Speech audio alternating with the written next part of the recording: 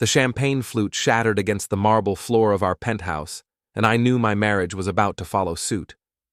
Charlotte stood there in her designer dress, fury radiating from every perfectly sculpted feature, while her friends watched the drama unfold with thinly veiled fascination. "You embarrassed me in front of everyone, Alfred!" she screamed, her voice echoing through our supposedly perfect home. Before we dive deeper into this story, I have one small request. Please subscribe, drop a like, comment, and hit that hype button to boost this channel so more people can discover these incredible Reddit stories. My name is Alfred Grant, and at 58, I thought I had life figured out. 20 years as a defense attorney had taught me to read people, to spot lies, to anticipate betrayal. Yet somehow, I'd missed all the signs in my own marriage. Charlotte was 30, blonde, and had the kind of beauty that stopped traffic. When we married 3 years ago, I thought I was the luckiest man alive. She'd been a model, then reinvented herself as a lifestyle consultant, whatever that meant. All I knew was that she had expensive taste, and I had the bank account to support it. "What exactly did I do wrong?" I asked, loosening my tie. We'd just returned from the Hartwell Foundation charity gala, where Charlotte had been holding court with her usual crowd of social climbers and wannabe influencers. "You refused to bid on the Tuscany villa package. Do you know how that looked?" She kicked off her heels, sending them flying across the room. "Miranda's husband bid $50,000 on the yacht charter, and you wouldn't even go $20 for a simple vacation rental." I poured myself a scotch, noting how the amber liquid caught the city lights streaming through our floor-to-ceiling windows. "Maybe because we just spent $30,000 on your business retreat to Cabo last month, the one where you learned about crystal healing and chakra alignment. That was an investment in my brand." Charlotte's face flushed red beneath her carefully applied makeup. "You don't understand the influencer economy, Alfred. I'm building something here." "You're building debt," I muttered, but she was already storming toward the bedroom. The truth was, I'd been having doubts for months. Charlotte's spending had increased dramatically. Her behavior had become more erratic, and she'd started treating my family like they carried some contagious disease. My sister Eva, a hard-working nurse who'd raised her son George as a single mother, had always been important to me, but Charlotte made it clear she found my lower-class relatives embarrassing. I walked to the window, looking out at the city below. 20 floors up, the people looked like ants, scurrying about their lives without a care for the drama playing out in penthouses above. I envied them their simplicity. My phone buzzed. A text from my law partner, Mr. Hobbs. "Need to talk tomorrow. It's about the Morrison case."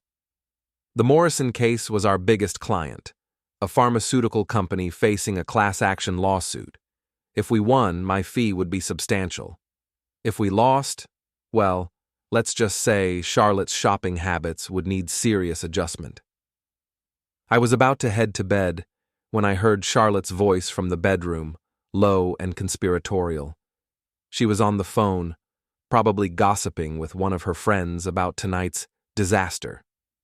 I paused outside the door, not really meaning to eavesdrop, but her next words stopped me cold. "Don't worry, baby. He has no idea about us. By the time I'm done with him, we'll have enough money to start fresh somewhere warm and tropical." "Baby? Us?" I pressed my ear closer to the door. "Mitchell, I told you to be patient. The lawyer thing is just temporary. Once I get my hands on his assets, we can disappear together.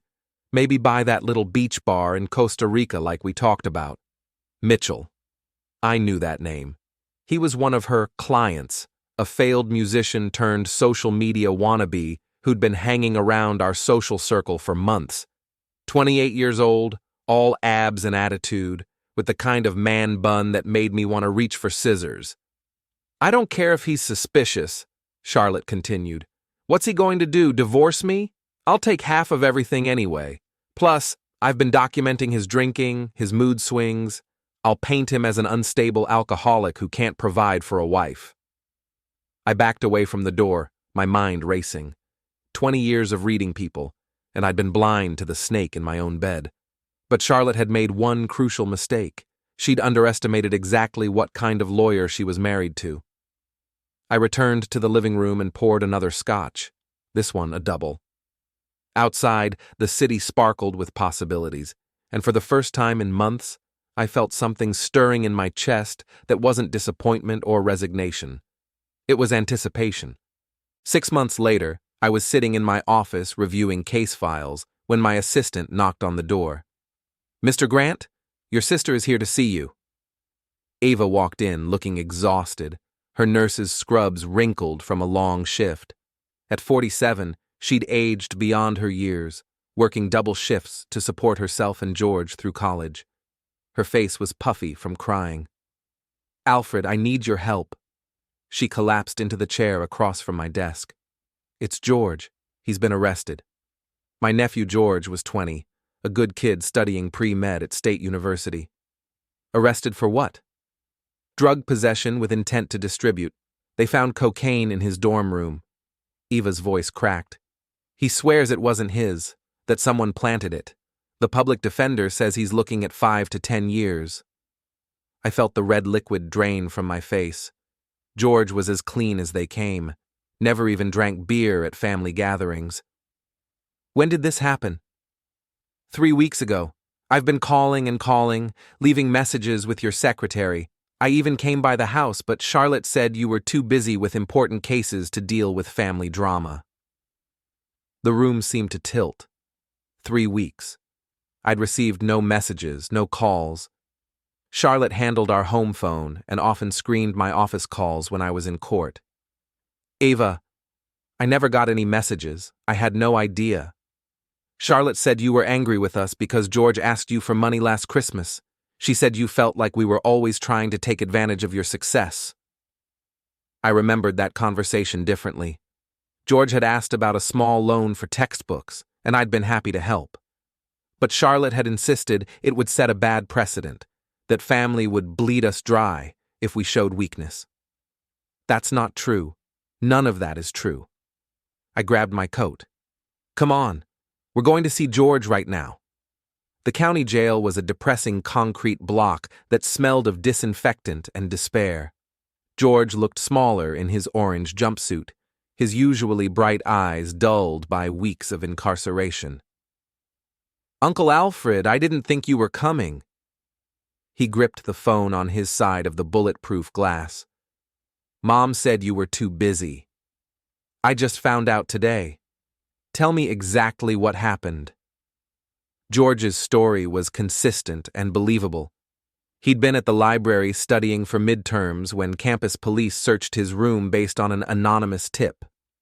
They found a bag of cocaine hidden in his textbook, a book he'd borrowed from his roommate, who'd conveniently transferred schools the week before. "Someone set me up," George insisted. "But who's going to believe me?" I believed him. More importantly, I knew how to prove it. "Don't worry, Uncle Alfred is going to fix this." That evening, I confronted Charlotte at home. She was in the kitchen, photographing her dinner for Instagram, some elaborate salad that probably cost more than Eva made in a day. "We need to talk about George." She didn't look up from her phone. "What about him?" "He's in jail, Charlotte. Has been for 3 weeks. Eva's been trying to reach me." "Oh, that." She shrugged, adjusting the lighting on her food. "I figured you didn't want to get involved. I mean, drugs? That's not exactly the kind of publicity your law firm needs." "He's innocent." "They all say that." She finally looked at me, her expression cold. "Look, Alfred, I know you love your family, but sometimes you have to make hard choices. Your nephew made his bed. You intercepted Eva's calls. I screened them. There's a difference."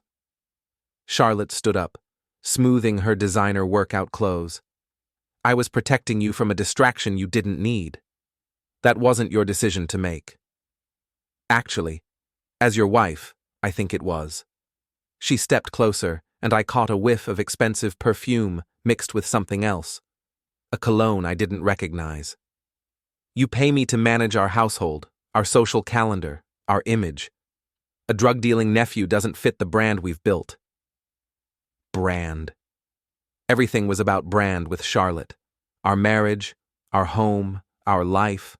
all just props in her carefully curated social media presence. "I'm taking his case. You're making a mistake." Her voice carried a warning. "This could hurt your reputation, your practice. Think about what you're risking." I looked at her, really looked, and saw a stranger. When had she become so cold, so calculating? Or had she always been this way, and I'd been too infatuated to notice? "The only mistake I made was trusting you." That night, I couldn't sleep. I kept thinking about Eva's tears, George's frightened face, and Charlotte's casual dismissal of my family's crisis. Around 2 a.m., I got up and went to my home office to start working on George's case. That's when I noticed something odd. My computer showed recent activity on my financial accounts, activity I hadn't authorized. Someone had been accessing my banking information, transferring money between accounts, even opening new credit lines. I dug deeper, following digital breadcrumbs that led to a shocking discovery. Over the past 6 months, Charlotte had moved nearly $200,000 from our joint accounts into a private account I knew nothing about. The spending pattern was interesting too, large withdrawals always followed by smaller deposits, as if she was laundering money or hiding assets. But the most damning evidence was in her email account. I'd set up her laptop months ago and still had the password. What I found there made me freeze.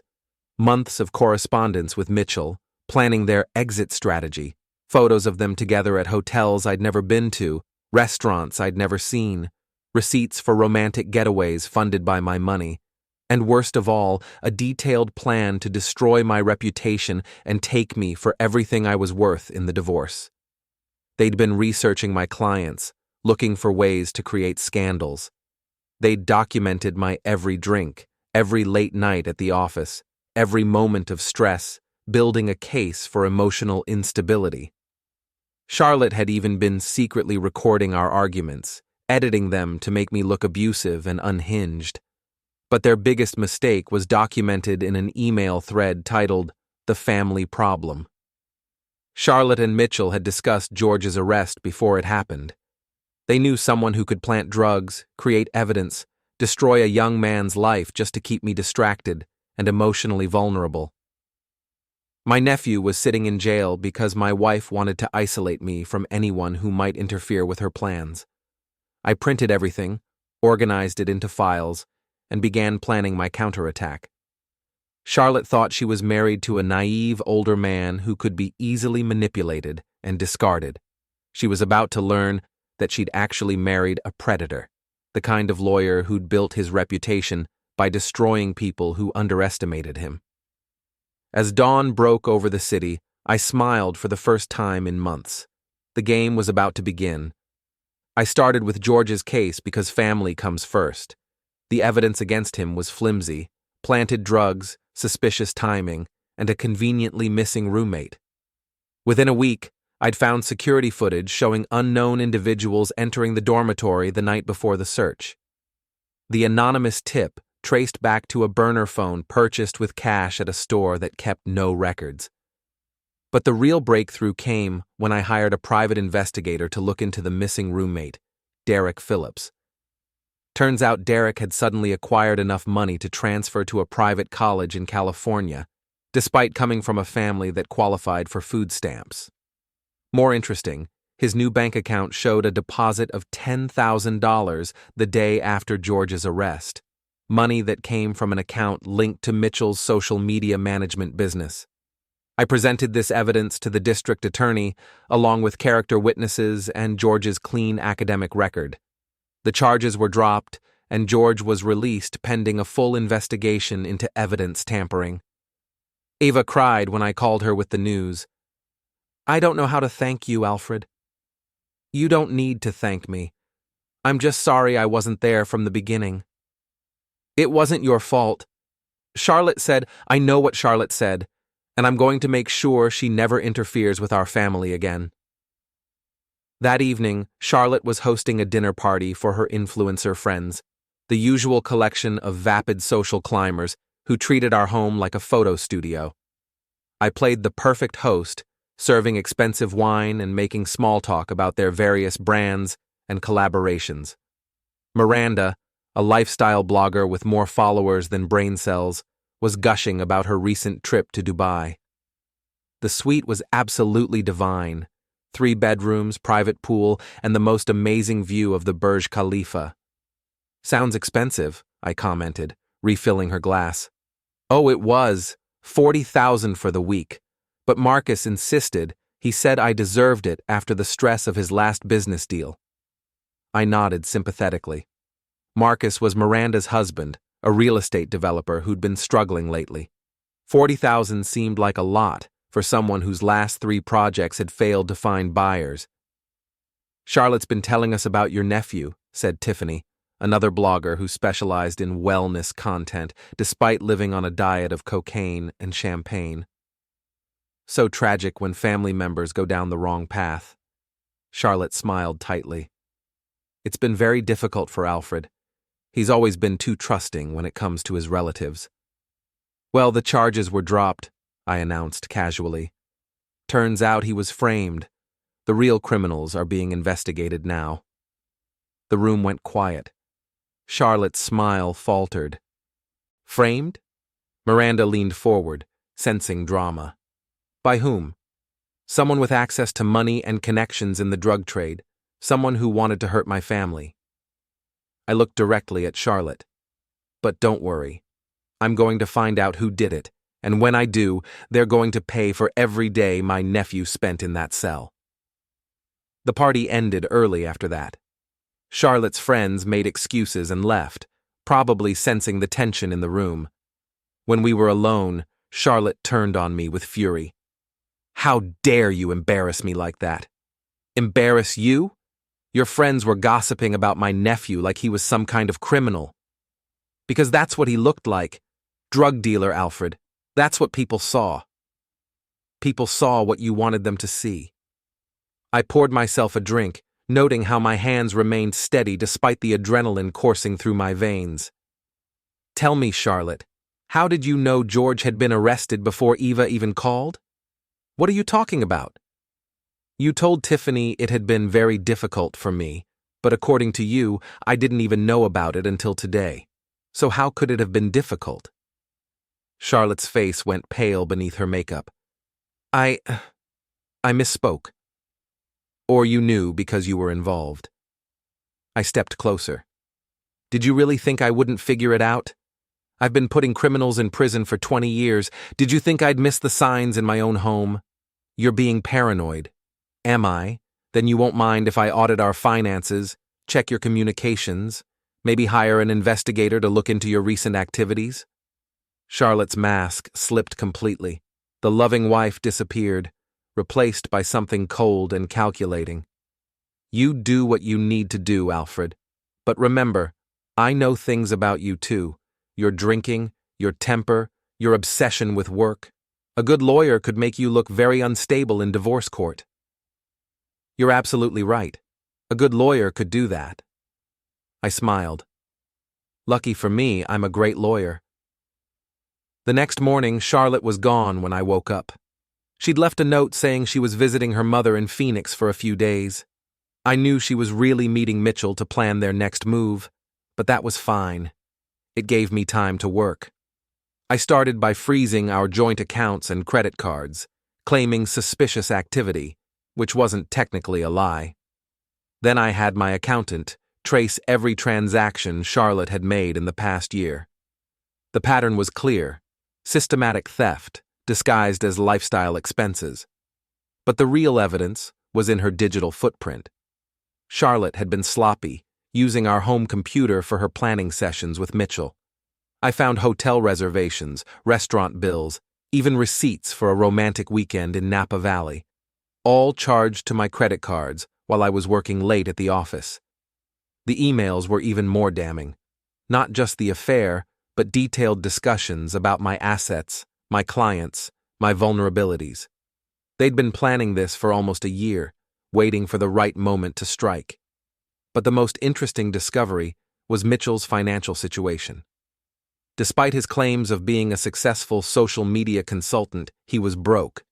His business was failing, His apartment was in foreclosure, and he owed money to some very unsavory people. Charlotte wasn't just cheating on me. She was planning to bankroll her lover's debts with my money. I called my friend Tony Marcelli, a former client who'd become something of a personal ally. Tony owned a security company and had connections throughout the city's less respectable neighborhoods. "Alfred, how's the legal business?" "Complicated. I need a favor, Tony." "Name it. You kept me out of prison, remember?" "I need someone to have a conversation with a young man named Mitchell Davis. Nothing violent, just a friendly chat about boundaries and respect." Tony chuckled. "Consider it done. What kind of boundaries are we discussing?" "The kind that keep him away from married women and other people's money." When Charlotte returned from her trip, she found a very different situation waiting for her. Her credit cards were canceled, her access to our accounts was revoked, and her beloved social media presence was about to become very interesting. "What have you done?" she demanded, storming into my office with her phone in hand. "I've protected my assets from a thief," I replied calmly. "Did you enjoy Phoenix? Or should I say, did you enjoy the Ritz-Carlton in Scottsdale with Mitchell?" Her face went white. "How did you—" "Hotel security cameras, credit card receipts, and a very helpful desk clerk who remembered the lovely couple who argued about the bill." I leaned back in my chair. "Oh, and Mitchell sends his regards. He had an interesting conversation with some friends of mine yesterday." "You can't do this to me." "Actually, I can. And I'm just getting started." Charlotte's perfect world was about to crumble, and I was going to enjoy every minute of it. Mitchell lasted exactly 3 days after Tony's conversation before he broke. I wasn't privy to the details of their chat, but Tony assured me it had been educational and nonviolent. Whatever was said, it convinced Mitchell that his relationship with Charlotte was more liability than asset. I found out about their breakup through Charlotte's Instagram story, a series of increasingly unhinged posts about fake friends and disloyal lovers that her followers were screenshotting and sharing with glee. Nothing destroys an influencer's credibility faster than a public meltdown. But I wasn't content to let social media handle my revenge. I had bigger plans. The first phase involved Charlotte's business contacts. As her lifestyle consultant career was entirely dependent on her image as a successful, sophisticated wife, I began systematically undermining that image. I started by having my accountant send tax documentation to the IRS, showing Charlotte's unreported income from her various sponsorship deals. Then I contacted several of her clients to inform them about the ongoing investigation into her business practices. Within a week, 3 major brands had terminated their contracts with her. Her follower count began dropping as word spread about her personal drama. The lifestyle she'd built on my money and her manufactured image was crumbling in real time. But Charlotte wasn't going down without a fight. "You're destroying my career," she screamed during one of our increasingly frequent arguments. "Years of work, down the drain because you can't handle the fact that I don't love you anymore." "Your career was built on fraud, and my money," I replied calmly. "I'm simply correcting the record." "I'll sue you for everything you're worth." "With what lawyer? You're broke, remember? All those accounts you thought were yours? They're frozen pending the divorce proceedings." That's when Charlotte made her biggest mistake. Desperate and furious, she decided to go public with her version of events. She scheduled an interview with a local news station, claiming to be the victim of an abusive and controlling husband who was using his legal connections to destroy her life. I watched the interview from my office, taking notes as Charlotte painted herself as a victim of domestic abuse and financial manipulation. She was good. Tears at all the right moments, just enough detail to sound credible without making specific accusations she couldn't prove. The reporter, a young woman named Jessica Chen, seemed sympathetic. "What would you say to women who might be in similar situations?"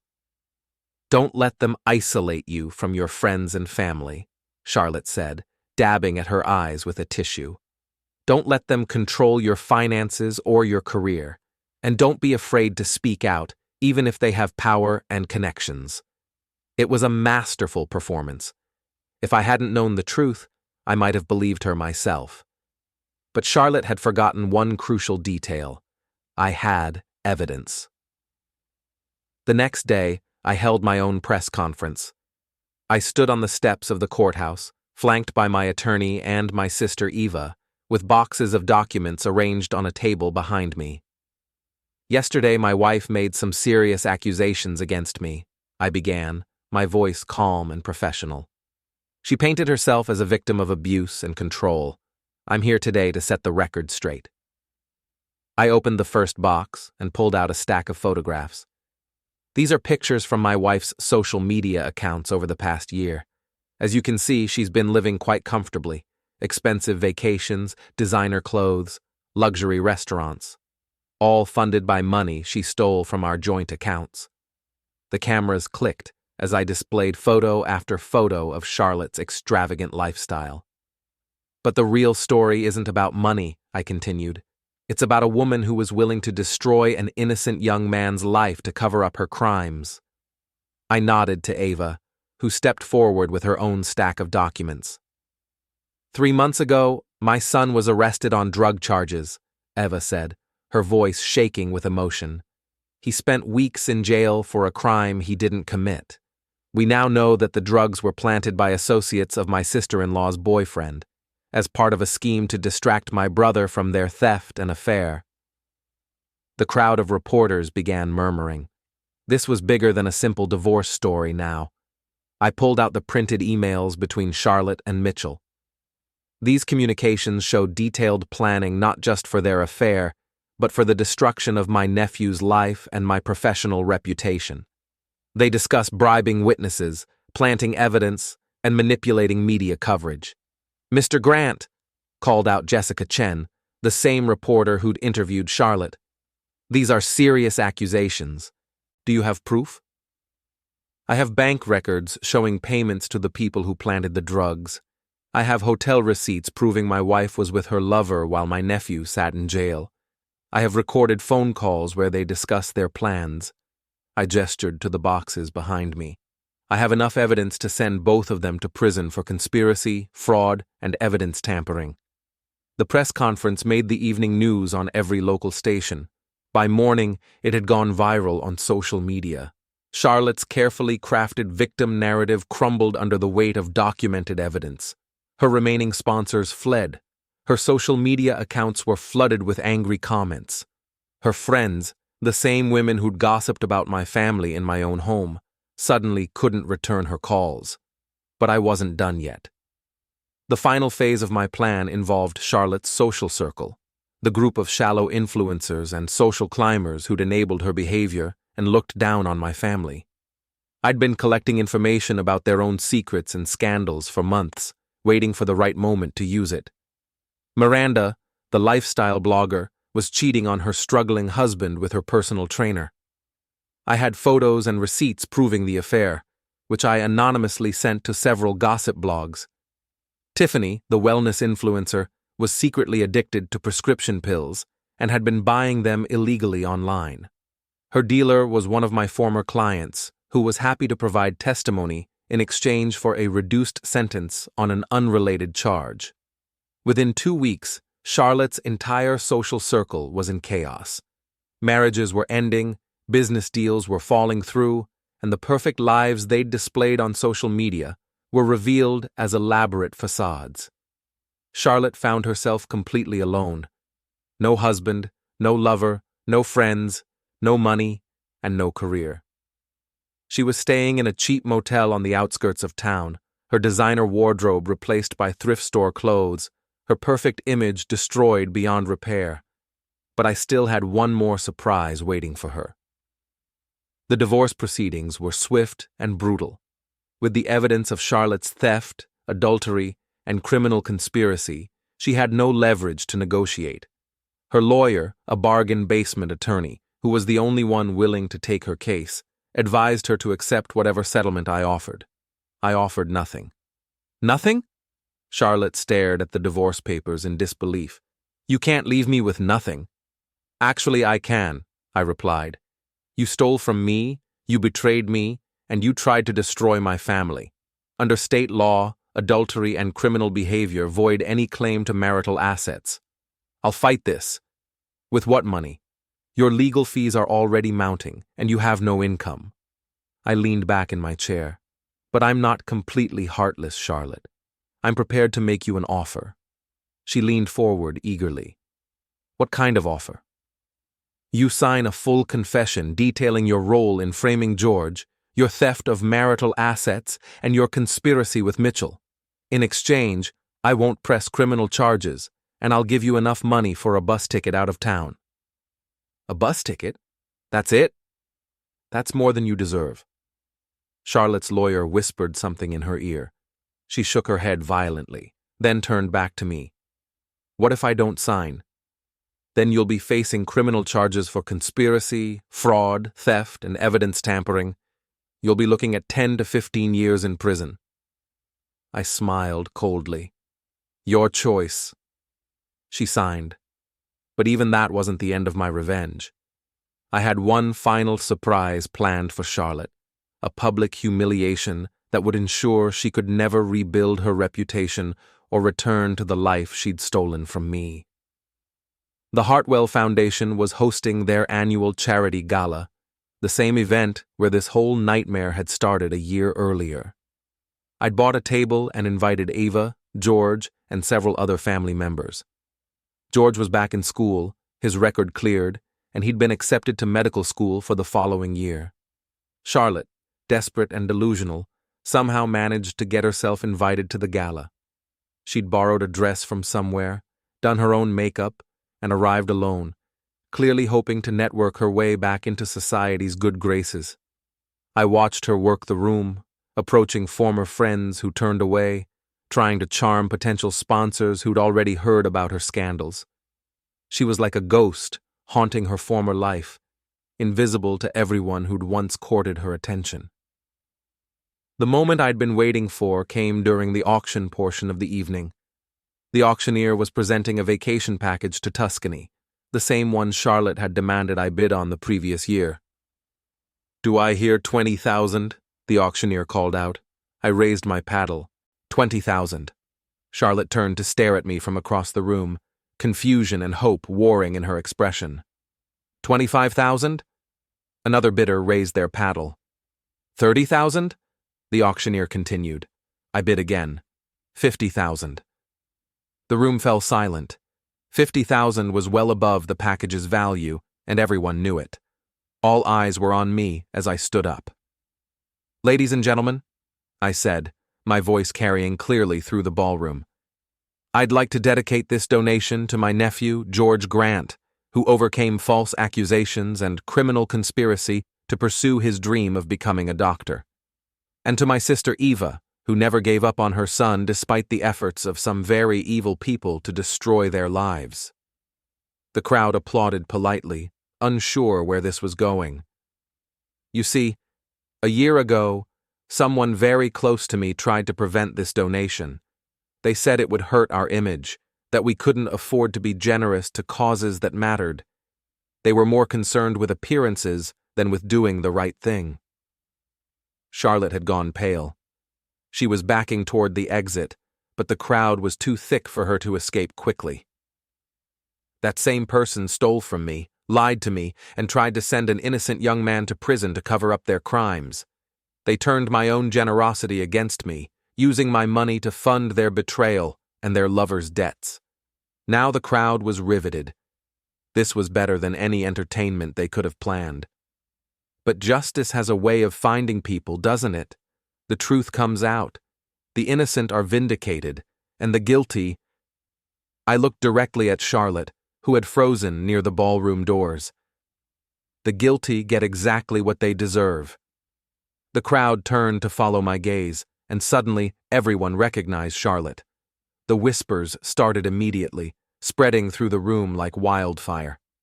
So I'm happy to make this donation, I continued, because it represents everything that woman tried to destroy. Family, loyalty, justice, and the belief that good people deserve good things. The applause was thunderous. People were standing cheering not just for the donation, but for the public humiliation of someone they'd all known was fake from the beginning. Charlotte fled the ballroom, and I never saw her again.